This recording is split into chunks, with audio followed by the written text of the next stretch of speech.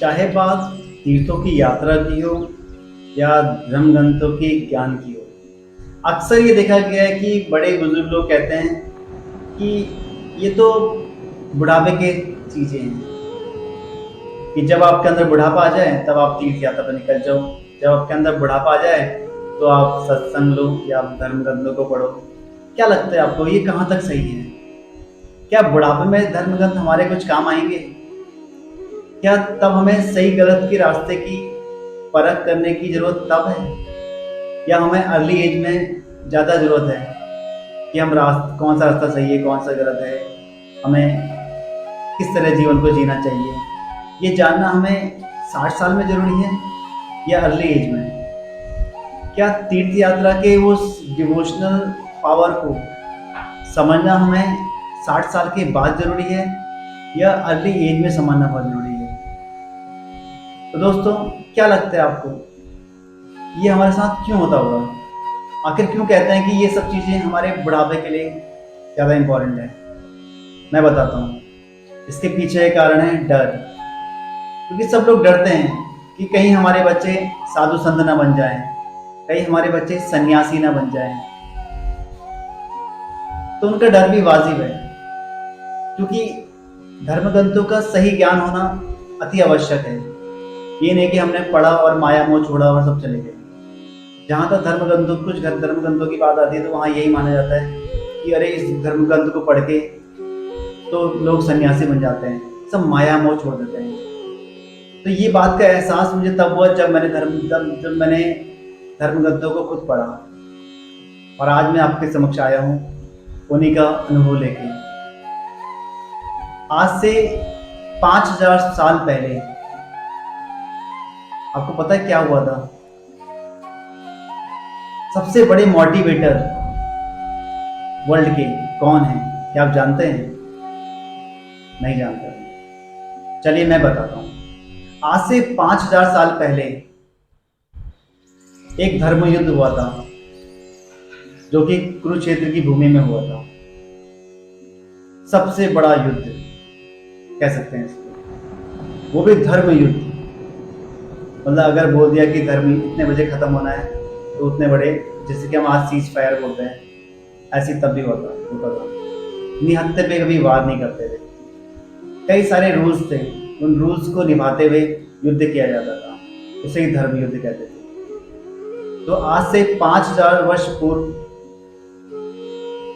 दुनिया का सबसे बड़ा धर्म युद्ध कुरुक्षेत्र की रणभूमि में श्री कृष्ण ने अर्जुन को उपदेश दिए थे। उन्हीं उपदेशों को गीता के उपदेश कहा जाता है, और सबसे बड़े मोटिवेटर श्री कृष्ण कहलाते हैं। उन्होंने अर्जुन को इस तरह मोटिवेट किया कि अर्जुन युद्ध जीत गया। भगवत गीता, जिसे कि परमात्मा द्वारा गाया गया गीत कहते हैं, संस्कृत भाषा में होने के कारण ये जिंदगी की रोजमर्रा की लाइफ से दूर चला गया, और आज ये हमसे काफी दूर है क्योंकि हम संस्कृत नहीं जानते। क्या लगता है आपको, भगवत गीता क्या है? मैं आपको सिंपल शब्द में बताता हूँ। भगवत गीता है उन सारे प्रश्नों का उत्तर जो आपके मन में चल रहे हैं। दुनिया का कोई भी प्रश्न हो जो कि जिंदगी से रिलेटेड है, उसका आंसर सिर्फ आपको एक ही बुक में मिलेगा, वो है भगवत गीता। हमारी हर समस्या, हमारा हर दुख, हमारी हर चिंता, जीवन से जुड़ा भले कोई भी प्रश्न हो, सबका उत्तर है भगवत गीता। दोस्तों, अगर मैं बात करूं खुश कौन है, तो क्या बता सकते हैं? जिसके पास साइकिल है, जिसके पास कुछ नहीं है, वो सोचता है काश मेरे पास साइकिल होती। जिसके पास साइकिल आ जाती है वो सोचता है काश मेरे पास स्कूटर होता। जिसके पास स्कूटर होता है वो सोचता है काश मेरे पास बाइक आ जाती। जिसके पास बाइक होती है वो सोचता है काश मेरे पास कार आ जाती। जिसके पास कार होती है वो सोचता है काश मेरे पास घर पे आ जाता, तो बहुत खुश होता। और उसके बाद घर और कार दोनों आ जाती हैं, तो सोचता है काश मेरे पास यारी गाड़ी नहीं दूसरी गाड़ी होती। तो दोस्तों, इंसान की इच्छाएं कभी पूरी नहीं होती, और इसी तरह इंसान कभी खुश नहीं रहता। जैसे कि आपने देखा होगा कि जैसे आग जलती है उस आग में कीड़े पतंगे उसको देख के अट्रैक्ट होते हैं और जैसे उसके पास आते हैं और उनको गर्मी सी महसूस होती है और धीरे धीरे वो जलना शुरू हो जाते हैं। इसी तरीके से ये इच्छाएं भी हमारे लिए आग है और हम इसमें जलते जाते हैं, जलते जाते हैं, जलते जाते हैं। हम उसको जितना और पाते हैं उतनी हमें पीड़ा महसूस होती है और हम उस पीड़ा को फिर जीते जाते हैं। हमारे पास कार आ गई तो हम सोचते हैं इससे और बड़ी मर्सिडीज लेनी है हमें, तो वो एक पीड़ा हमें दोबारा से जन्म ले लेती है हमारे अंदर और हम उस पीड़ा को फिर जीने लग जाते हैं। तो ये इच्छाएं हमारी एक पीड़ा है। जिस तरह से वो आग में जो कीड़ा जलता है उसे गर्माहट महसूस होती है और फिर और जलता है और गर्माहट महसूस होती है और अंत में वह उसका अंत हो जाता है। दोस्तों, हमारी जितनी बड़ी डिजायर होगी हमें उतना अधिक पेन होगा। जितनी अधिक हमारी महत्वाकांक्षाएं होंगी, हमारे सपने होंगे, उतना ही हमें और अधिक दर्द मिलेगा। दोस्तों, जो वर्ल्ड का रिचेस्ट पर्सन है या जो इंडिया का रिचेस्ट पर्सन है वो भी खुश नहीं है, वो भी कहीं ना कहीं दुखी है कि मुझे और रिच बनना है। तो हम इस पीड़ा को जीते जाते हैं जब तक हमारी इच्छाएं पूरी नहीं होती। तो आखिर खुश रहने का राज क्या है? यही सेम परिस्थिति थी अर्जुन की भी। तो श्री कृष्ण ने अर्जुन को बताया कि आखिर हमारे जीने का, खुश रहने का क्या राज है। दोस्तों, जैसे हाइड्रोजन और ऑक्सीजन मिलने से पानी बनता है, जैसे चाय में चीनी और दूध डालने से चाय बनती है, इसी तरीके से हमारा खुश रहने का भी कोई फंडामेंटल थ्योरम होती है। कोई ना कोई ऐसा तरीका होगा कि जिससे हम 100% खुश रह पाएं।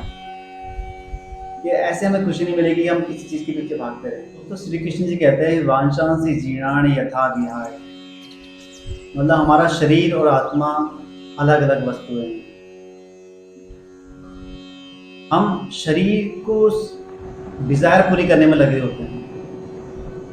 हम चाहते हैं कि हमारे शरीर को रिलैक्स मिले, हम एसी लगवाते हैं, हम कार चाहिए, हमें ये चाहिए, हमें वो चाहिए।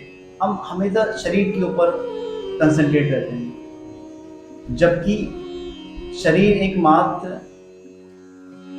एक वस्तु है और नश्वर है। जो हमारी आत्मा है वो इमॉर्टल है, उससे कोई एंड नहीं है। हम एक शरीर में प्रवेश करते हैं और हम फिर दूसरे शरीर में प्रवेश करते हैं। तो शरीर हमारा बूढ़ा रहता है लेकिन हमारा सोल बूढ़ी नहीं होती, जो हमारी आत्मा है वो बूढ़ी नहीं होती। और हम सारी उम्र इस शरीर को अच्छा बनाने में लगे रहते हैं, जबकि हमें पता है कि शरीर ने एक दिन मर जाना है, लेकिन हम आत्मा के ऊपर काम नहीं करते।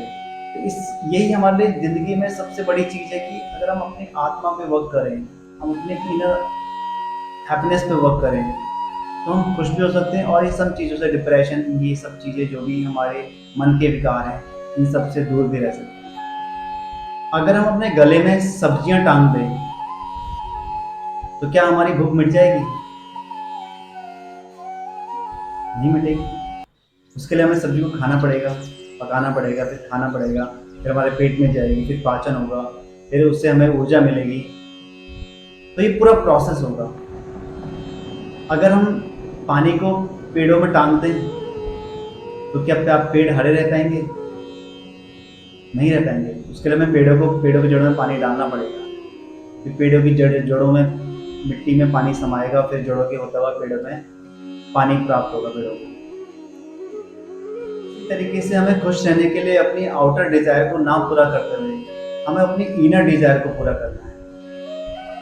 हमें ये पूरा करना है कि हमें आत्मा को चाहिए कि हम कैसे खुश रह सकते हैं अपनी आत्मा से। हम आंतरिक खुशी पे हमें ज़्यादा वर्क करना है, और जैसे ही हमारे अंदर आंतरिक खुशी आएगी तो हमें बाह्य खुशी से तो मतलब नहीं रहेगा। हम देखा होगा कि जो वर्ल्ड का रिचेस्ट पर्सन है वो भी दुखी होता है। उसकी एक अभिलाषा पूरी होती है तो दूसरी बढ़ जाती है, एक नीड पूरी होती है तो दूसरी नीड जन्म लेती है। हम चाहते हैं कि हम एक चीज़ हमारी पूरी होती है, हम चाहते हैं एक और मिल जाए, एक और मिल जाए तो हमें फिर ये मिल जाए, हमें ये मिल जाए, हमें ये मिल जाए। और हमारी ये डिज़ायर कभी कम नहीं होती, क्योंकि हमारी बाह्य डिज़ायर है। और डिज़ायर पूरी होने के बाद ये भी गारंटी नहीं कि हम खुश रह पाए। हम थोड़ी देर खुश रहते हैं, उसके बाद फिर वही, जिसके पास कार नहीं है उसके पास कार आती है, वो सोचता है कि मैं थोड़ी देर खुश रहता है, लेकिन उसके बाद सोचता नहीं यार कुछ और चाहिए मुझे। तो इस तरह ज़िंदगी में कभी हम खुश नहीं रह पाते। लेकिन अगर हम वही काम हम अपने आंतरिक आत्मा को शुद्धि के लिए करें, आत्मा की प्योरिटी के लिए करें, आत्मा को जानने के लिए करें तो हमारी खुशी स्थिर होगी। और इसका मतलब ये नहीं कि घर बार छोड़ के आप सन्यासी बन जाए।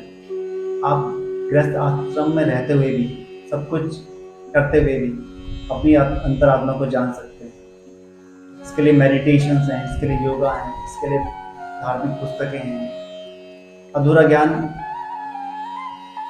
सही नहीं होता। तो अगर आप भगवत गीता को सुनना चाहते हैं तो पूरा सुनें, एक एक अध्याय सुनें, तभी आप असली निष्कर्ष तक पहुंच सकते हैं। आज के लिए इतना ही। जल्द मिलूंगा आपको अध्याय 1 के साथ। तब तक के लिए नमस्कार।